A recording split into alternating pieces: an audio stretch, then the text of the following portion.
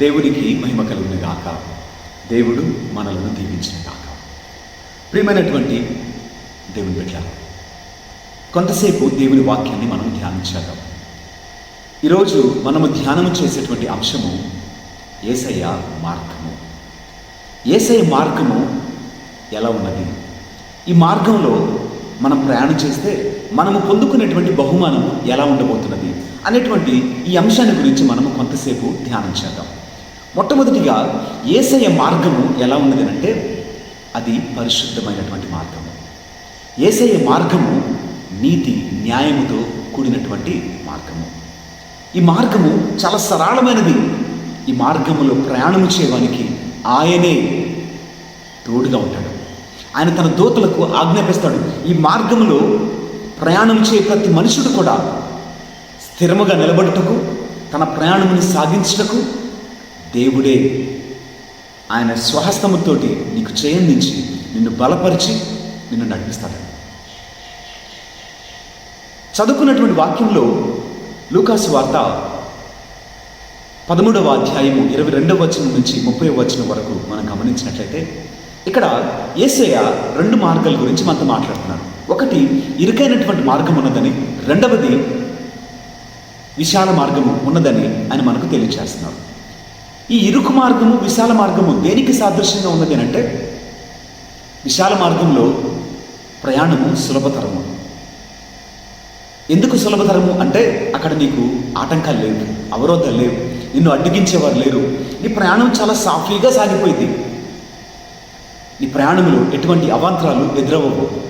నిన్ను అడ్డగించే మనుషులు లేరు, నిన్ను దూషించే మనుషులు లేరు.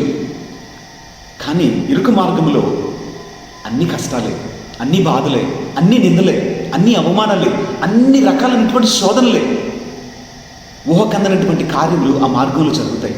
అయితే నువ్వు ఎన్నుకున్నటువంటి మార్గమును బట్టి దేవుని యొక్క హస్తం నీకు తోడుగా ఉండి నిన్ను నడిపించేటువంటిది. ఆయన తన దూతలకు ఆజ్ఞాపిస్తాడు. మరి నువ్వు ఏ మార్గాన్ని ఎన్నుకుని ఉన్నావు? ఒకసారి ఆలోచించేద్దాం. ఇప్పుడు ఒక మనిషి జీవితంలో కష్టాలు వచ్చినాయండి, శ్రమలు వచ్చినాయి, బాధలు వచ్చినాయి, కన్నీరు, అనేక రకాలైనటువంటి శోధనలు ఉన్నాయి. ఈ శోధనలను బట్టి నువ్వు చెప్పగలవా, ఇదిగో నేను ఇరుకు మార్గంలో ప్రవేశించున్నాను, ఇరుకు మార్గంలో నా ప్రయాణం ఉన్నదని నువ్వు చెప్పగలవా? ఇదిగో నేను ఒంటరిగా మార్చబడ్డాను, నన్ను అర్థము చేసుకునే మనుషుడే లేడు, అనేక మంది నన్ను గాయపరుచున్నారని నువ్వు ఇరుకు మార్గంలో ఉన్నావని అర్థమా? మీకు ఒక చిన్న ఉదాహరణ చెప్తా. ఒక మనుషుడు మితిమీరి ఆహారాన్ని భుజిస్తున్నాడు అనుకోండి. ఆహారాన్ని బట్టి ప్రియుడిగా మార్చబడి మితిమీరిన ఆహారాన్ని అతిక్రమించినటువంటి సమయంలో భోజనం చేస్తూ ఆ మనుషుడు జీవితాన్ని సాగిస్తూ ఉన్నాడు అనుకోండి. ఒకనొక సమయంలో ఆ మనుషుడు బాగా లావైపోయాడు.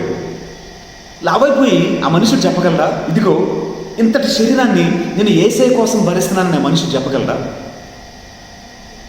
ఈ శరీరము, ఈ బాధ ఎవరి నిమిత్తం వచ్చింది? ఎవరి వలన వచ్చింది? కేవలము ఆహార ప్రియుడిగా ఉండటం వలన తను ఇంత శరీరాన్ని మోయవలసిన అవసరం వచ్చింది కదా. ఇది ఇరుకు మార్గం అంటారా? ఈ శ్రమ యేసయ్య నిమిత్తం అంటారా? ఒక మనుషుడు తన శరీరాన్ని బట్టి ఆనందిస్తున్నాడు, సంతోషిస్తున్నాడు. తనకు నచ్చిన విధంగా నచ్చిన స్థలానికి వెళ్ళి ఆనందించి ఒకనొక రోజున జబ్బు పడిన రోజున అతను అంటాడు కదా, ఇదిగో ఈ జబ్బు యేసయ్య నిమిత్తం వచ్చిందని చెప్పగలరా? లేక తన శరీరమును సంతోషపెట్టడంలో ఆ రోగాన్ని పొందుకున్నాడా, ఆ జబ్బును పొందుకున్నాడా? ఈ రోజున ఒక మనిషి తన మాటను బట్టి, తన ప్రవర్తనను బట్టి, తన వస్త్రధారణను బట్టి, తన వ్యక్తిత్వాన్ని బట్టి శ్రమలు కొని తెచ్చుకుంటే అది దేవుని బట్ట, దేవుని రాజ్యాన్ని బట్ట, ఆయనకు సువార్తను ప్రకటించిన బట్ట? ఇరుకు మార్గము యేసయ్య నామమును బట్టే ఉండాలి. ఇరుకు మార్గము దేవుని రాజ్యమును ప్రకటించడం బట్టే ఉండాలి. ఇరుకు మార్గము యేసుక్రీస్తు వారి సువార్తను బట్టే ఉండాలి. అంతేకాని స్వకీయ దురాశల వలన, నీ శరీరాశల వలన లోకాశల వలన, నేత్రాశ వలన, జీవపు డమ్మము వలన నీకు వచ్చినటువంటి సమస్యలు ఇరుకు మార్గము కాదు అని నీవు ఈ రోజున తెలుసుకోవాల్సిన అవసరము ఎంతైనా ఉన్నది. లోకస్తునికి యేసయ్య బిడ్డకు వ్యత్యాసం ఏంటి అనగా, లోకస్తులు ఈ లోకంలో ఆనందిస్తారు, సంతోషిస్తారు, సుఖిస్తారు. వారికి ఎటువంటి కొదువు లేదు, ఎటువంటి ఇబ్బంది లేదు, ఎటువంటి శ్రమ లేదు. ఎవరు కూడా వారిని ఒంటరిగా చేయరు.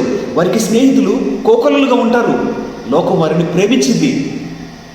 వారి చేతిలో అధికారం ఉంటుంది, వారికి సిరి సంపదలు ఉంటాయి, వారికి అధికారం ఉంటుంది, వారికి ఉద్యోగాలు ఉంటాయి. వారు చెప్పిందే శాసనంగా మార్చబడేటువంటి పరిస్థితులు ఈ లోకస్తులకి కలిగి ఉంటారు. కానీ యేసయ్య బిడ్డలకు నీకు అధికారం ఉండకపోవచ్చు, నీకు సిరి సంపదలు ఉండకపోవచ్చు, నీకు తోడుగా నిలబడే మనుషుడు ఉండకపోవచ్చు.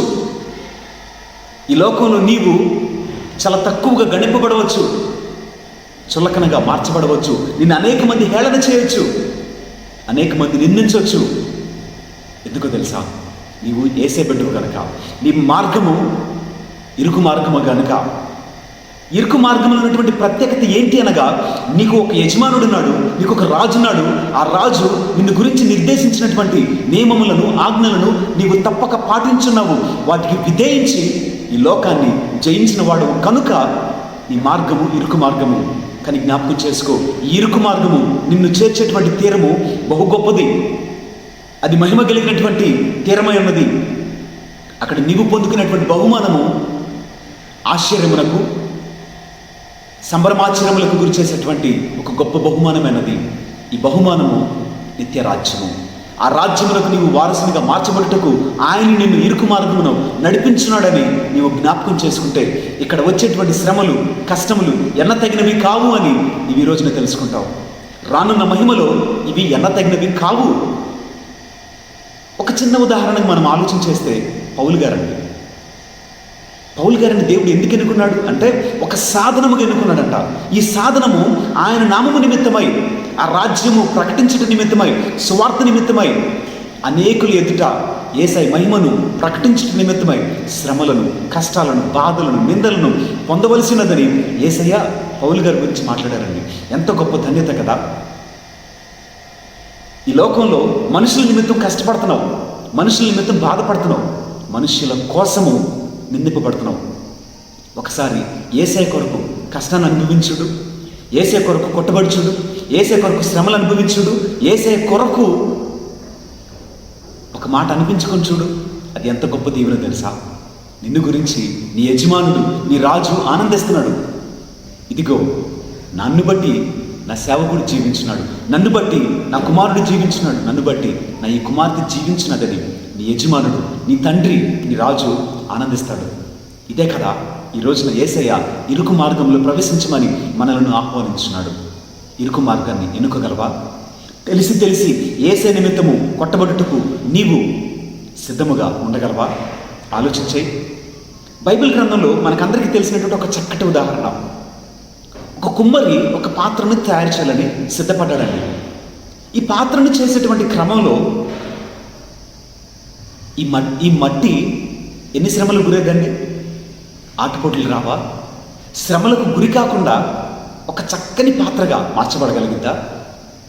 రాయి ఒక శిల్పి చేత కొట్టబడకుండా, ఉలిదెబ్బలకు లోనవ్వకుండా, ఆ నొప్పిని భరించకుండా ఒక చక్కటి శిల్పం తయారైందంటారా? బంగారం విలువైనదే, అగ్నిలో కాల్చబడకుండా అది విలువగా మార్చబడగలిగిందా? ఈ రోజున నీవు కూడా అంతే. నీవు సారిపోయి ఉన్నావని జ్ఞాపకం చేసుకో. సారిపైన ఆయన నిన్ను ఒక గొప్ప పాత్రగా మలచాలని ఆయన సిద్ధంగా ఉన్నాడు, ఆయన ఇష్టపడుతున్నాడు. సజీవశిలగా నిన్ను చెక్కాలని, నిన్ను రూపించాలని ఆయన ఇష్టపడుతున్నాడు. నిన్ను అగ్నిలో కాల్చుచున్నాడు.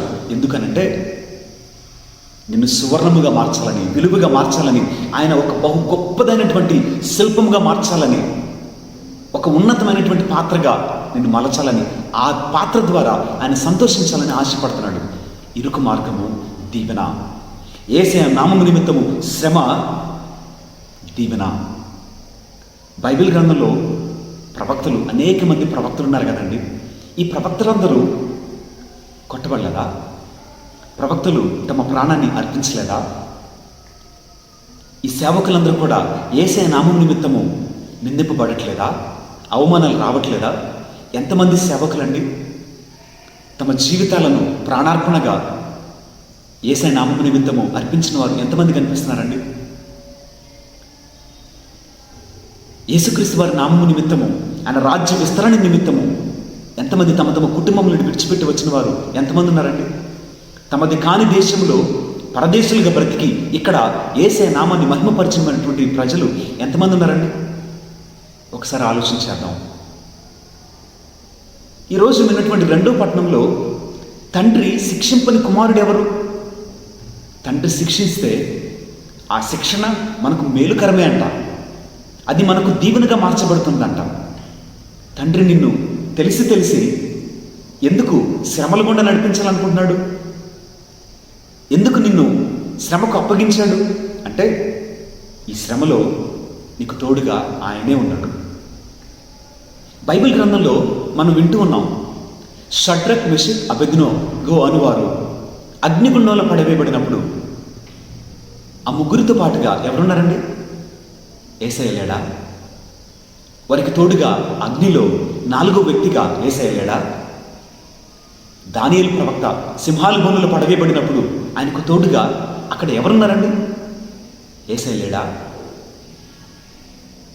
మనము తెలుసుకోవాల్సిన సత్యం ఏంటంటే, ఆయన బిడ్డలు ఏడ్చినప్పుడు ఆయన నవ్వే దేవుడు కాడండి. మనము కన్నీటితో ఉన్నప్పుడు ఆయన నవ్వే దేవుడు కాడు. నీతో పాటు ఏడ్చే దేవుడు ఆయన, నీతో పాటు శ్రమలో బ్రగ్గేటువంటి దేవుడు ఆయన, కష్టంలోనికి అడుగుపెట్టే దేవుడు ఆయన. ఏ గాయము నీకు తగలట్లేదు కదా, ఏ అగ్ని నిన్ను కాల్చట్లేదు కదా, ఏ సింహము నీ పైన దాడి చేయట్లేదు కదా. ఎందుకో తెలుసా? ఆయన నీకు రక్షణ వలయముగా ఉన్నాడు. ఆయన ఆజ్ఞాపించినాడు. ఆయన హస్తము నిన్ను కప్పి ఉన్నది. ఇరుకు మార్గమును ఎన్నుకున్నవాడైతే శ్రమలను చూడొద్దు, బాధను చూడొద్దు, కష్టాన్ని చూడొద్దు, కానీ రానున్న మహిమలో నీకు ఇవ్వబడేటువంటి స్థానాన్ని జ్ఞాపకం చేసుకో. రానున్న మహిమలో నీకు ఇవ్వబడేటువంటి ఘనతను జ్ఞాపకం చేసుకో. ఈ జ్ఞాపకము నిన్ను నడిపించాలి. ఇరుకు మార్గములో నిన్ను నడిపించాలి. విశాల మార్గము నాశనమునకు గుర్తయితే, ఇరుకు మార్గము దీర్ఘాయుష్నకు, ఘనతకు, శాశ్వత రాజ్యమునకు అది గుర్తుగా మార్చబడినది. మరి నీవు దేనిని ఎన్నుకుంటావు? అన్నిటికీ ఒక చక్కటి ఉదాహరణ ఎవరు అనంటే యేసుక్రీస్తు వారండి. దేవుని కుమారుడు కదండి, దేవుడే కదండి.